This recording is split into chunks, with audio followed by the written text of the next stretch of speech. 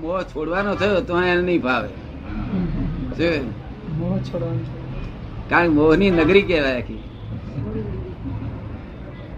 એટલે એમને અમારે એન્કરેજ કર્યા કરવું પડે. સ્ત્રીઓને એન્કરેજ ના કરીએ તો બેસી જાય તો પાણીમાં. જો આ જ્ઞાન એમને પૂરું સમજાય નહીં. જેવું છે એમ એક્ઝેક્ટ ના સમજાય. તમને સમજાય એ બધાને. ના પણ આપણે બાબુભાઈ કહે છે કે સ્ત્રીઓ આધ્યાત્મિકમાં તો પુરુષો કરતા ઘણી આગળ વધી ગઈ છે.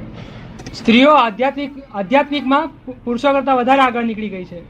એવું ના, નીકળી લાગે. જાય એ તો લાગે એવું. ખાલી દોડ કરે એમ કારણ કે બીજા તમારે કહેવા એમના ક્રોધ માન માયા લોભ બધા મોડા હોય. કેવું હોય?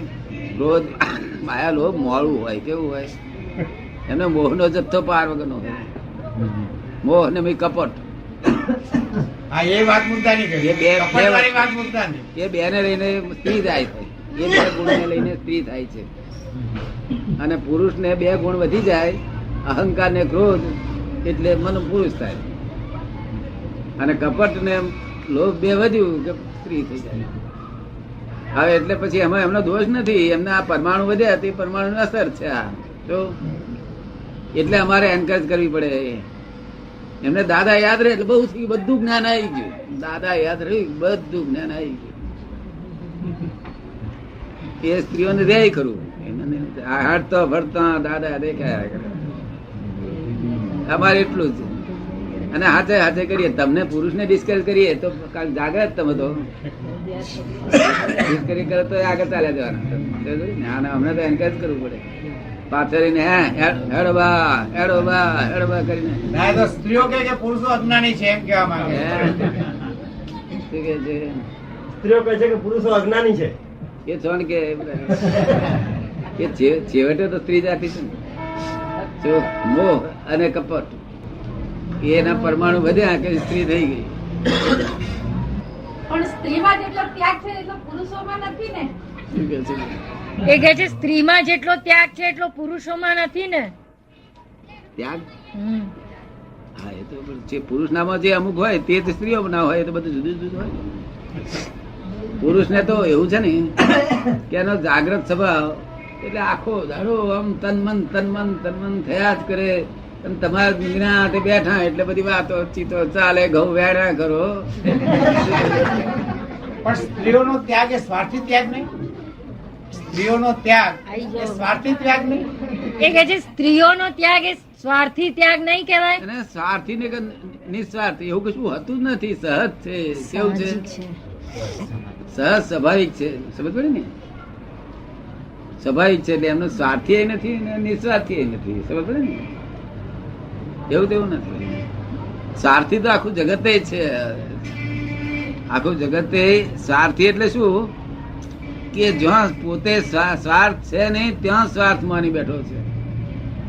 તમને સમજ પડી ને? જ્યાં સ્વાર્થ નથી ત્યાં સ્વાર્થ માની બેઠો છે. આ તો પરાર્થ છે, સ્વાર્થ નથી. પરાર્થ પરમાર્થે નહીં, સ્વાર્થે નહીં, પરાર્થ એટલે પારકા માટે મરી પડવું. આ તો શું કરવું જોઈએ એ લોકોએ? હે એને માટે શું કરવું તો એ જોઈએ? લોકોએ શું કરવું જોઈએ એને માટે? શું કરવું? આ જે કરવું તો આ પારકા કરવા કરી મરી મઠે નહીં. એનું ફળ શું આવે છે કે ભગવાન કે છે કે ભાઈ ગમે તે છોકરાના નામ પર પણ મારી પાછળ જ એને બધી સેવા કરી છે ને કે છે. એટલે પણ ભગવાન કે છે તમે જમે થાય છે એ રીતે.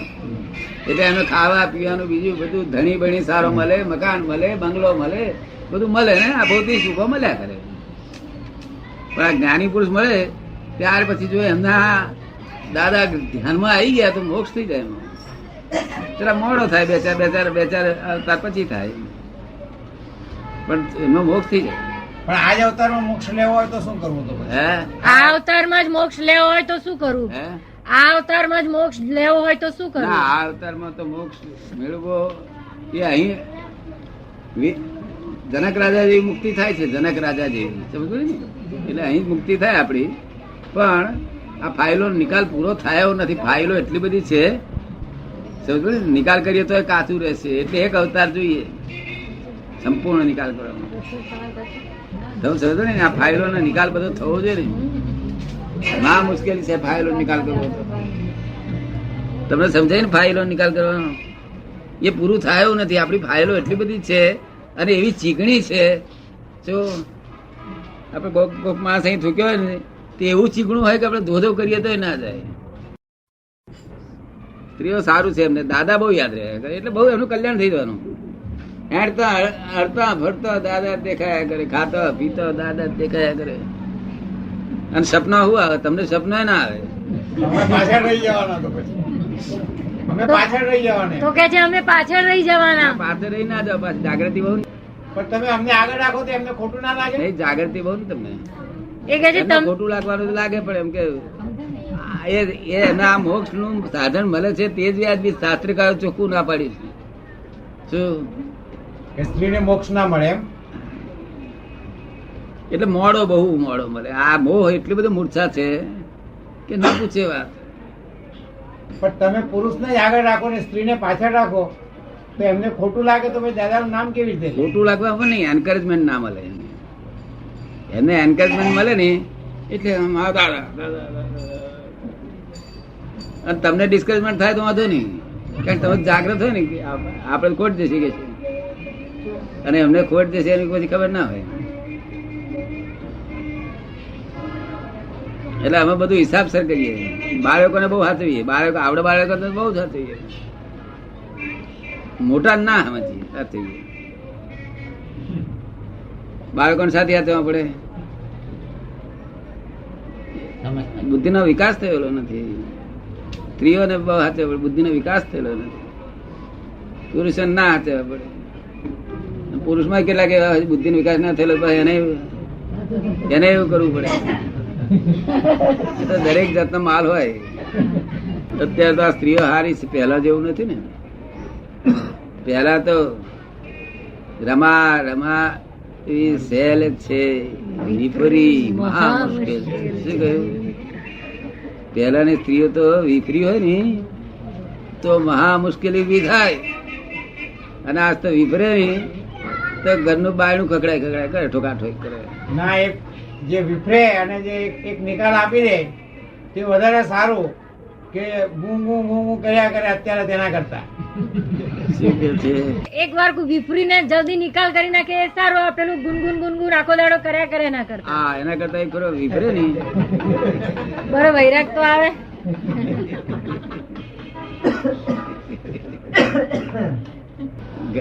ગાડીમાં જવાનું હોય ને મુસાફરીમાં, તો અમે સીટ ઉપર 4 સ્ત્રીઓ બેઠી હોય તેમાં તોય જગ્યા ના હોય, અને આ બાજુ 7 પુરુષો બેઠા હોય તોય થોડી જગ્યા હોય, તોય 8માં બેહવાર માટે જગ્યા કરી આવે. 4 સીટો જગ્યા વેગ્યા દેખો નહીં, રામ તારી ભાઈ.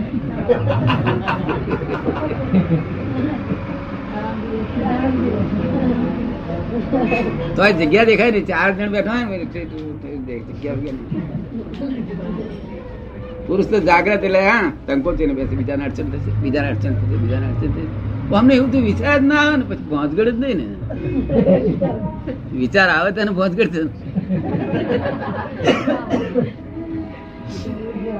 ઊંધા આવે.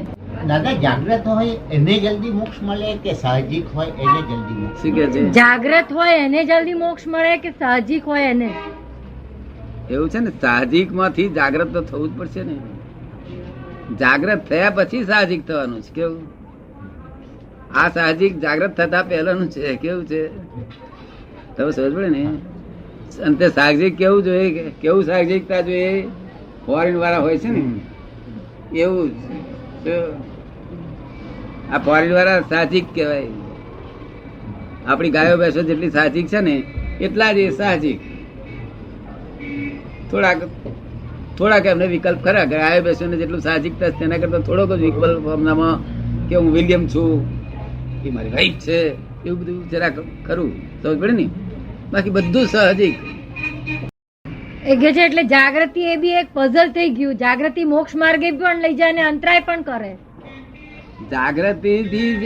જાગૃતિ આ હિન્દુસ્તાન લોકોને કેમ બળતરા બહુ છે, ચિંતા બહુ છે, આ ઉપાધિ બહુ છે, જાત જાતનો નખરો કરે, અવરા ધંધા કરે છે, ઊંધા ધંધા કરે, આ બધું આવા કેમ છે? જાગૃતિ લીધે. બહુ જાગૃતિ છે ને. બહુ જાગૃતિ વાળા ભો કેટલી પ્રકારના લાગે, ચિંતાઓ કેટલી પ્રકારની થાય. ખબર પડે ને? અને ફોરેન વાળા તો કોઈ જાગૃતિ જ નથી ને, એમને તો વિષયોનો સુખની જ મય પડેલા છે, વિષયોના સુખમાં જ. જે તારે મોખાણ ના હોય, અમેરિકામાં મોખાણ ના મળ્યું તો અમેરિકા હો કરી મળે, મોખાણ વિના બસ. માખણ નહીં, બિયર. આ એ બિયર કહો કે પછી મોખાણ કહો, કઈ માખણ વગર ચાલે, બિયર વગર ના ચાલે. હા, અને કોઈ પણ તને વસ્તુ- સમજ પડી ને? અને આપણા લોકોને તો બધું વિષયનું કશું પડેલ નથી. મારી મિલકત, મારા બંગલા, મારી મોટરો. આ મોટરો બેઠો હોય ને તો આમ જોયા કરે,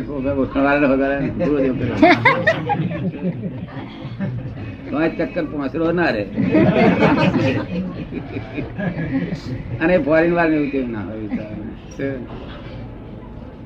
આ તો બહુ જાગૃત લોકો, તેથી જ દુઃખી છે ને બધા. દુઃખ તેનું છે, આપણે કશું દુઃખ નથી. જો મેં જાગૃતિનું લેમ્પ મેં ઉડાડી મેળ્યું તો કશું દુઃખ નથી મને. એ બુદ્ધિનું લેમ્પ જ આખું ઉડાડી મેળ્યું, અબુધ થઈને બેઠો, કશું પહોંચગડ જ નહીં ને. હવે ડિરેક્ટ લાઈટ પાર વગરનું છે. જાગૃતિ બુદ્ધિમાં છે. એનો અર્થ એવો ખરો કે આ જાનવર એ લોકોને આપણા કરતા મોક્ષ વહેલો મળે. શું કે છે? એટલે આ જાનવર છે એને આપણા કરતા વહેલો મોક્ષ મળે એવું ખરું? એને કઈથી મોક્ષ વિચાર ને? જાગૃતિ એનામાં નહીં ને. ના, એવું છે ને. એ બધા જાગૃતિમાં આયા પછી સંપૂર્ણ જાગૃતિ થયા પછી એને ચિંતાઓ ઉપાધિ થશે. ત્યાર પછી મનમાં એ નક્કી કરશે કે આ બંગલા હોય, મોટરો, ગાડીઓ હોય તો કે છે બધું અહીં કઈ સુખ નથી કે છે. બહુ જાગૃત ટોચ પર ને અહીં આમાં સુખ નહીં લાગે ત્યારે એ નક્કી કરશે કે આ મોક્ષે જવું છે. હવે તો કાયમનું સુખ ક્યાં મળે? આ સુખ એ સુખ નથી એવું એને ખાતરી થઈ જાય ત્યારે મોક્ષની પહોંચગઢ કરે. સમજ પડે ને? એટલે આપણા હિન્દુસ્તાનના લોકોને જ હું સમજણ પાડું કે ભાઈ સુખ આમાં નથી. સુખ જેટલી બુદ્ધિ આ બાજુ આ પલ્લામાં જેટલી બુદ્ધિ હોય, જેટલી વધે બુદ્ધિ 5 રતલ હતી તે 30મે વર્ષે 30 રતલ થાય. તારે આ બાજુ બળતરા 5 રતલ હતી તેને બધે 30 રતલ બળતરા શરૂ થઈ જાય. જેટલી બુદ્ધિ એટલો બળ આપો. સમજ પડે ને? બુદ્ધિ વધતી જાય તેમ બળાપો વધતો જાય. તો બુદ્ધિ વધારવી નહીં. બળાપો ઓછો કરવા માટે બુદ્ધિ ના વધે તો બળાપો ના વધે. પણ આ તમે કોંટો સમજ્યા? કોંટો આ બાજુ બુદ્ધિ જેમ જેમ વધતી જાય એમ બળાપો વધતો જાય. શું તમે સમજ પડે ને? પણ બળાપો ન વધારવા માટે બુદ્ધિ ન વધારીએ તો સારું ને. ના, એવું કશું દાડો વધે નહીં ને. એ તો બુદ્ધિ વધ્યા કરવાની, બળાપો થયા કરો. તો પછી એનો એવું ચાલે એવું ને, ચાલે એવું નથી. તો એની દવા શું? હે? એની દવા તો પછી એની દવા શું એમ પૂછે? ના, બળાપો વધ્યો એટલે નક્કી કરે કે હવે આ કઈ આમાં કઈ બહિરા છોકરામાં કઈ સુખ છે નહીં. સુખમય આત્મામાં જ હોવું જોઈએ. હવે કાયમનું સુખ જોઈએ. આવું સુખ આપણને ગમતું નથી. આ તો બધા ટેમ્પરરી એડજસ્ટમેન્ટ પછી સમજાઈ જાય ને. એ ફોરેન વાળા એવું ના સમજાય કે આ ટેમ્પરરી એડજસ્ટમેન્ટ છે. શું છે તમે સમજે ને?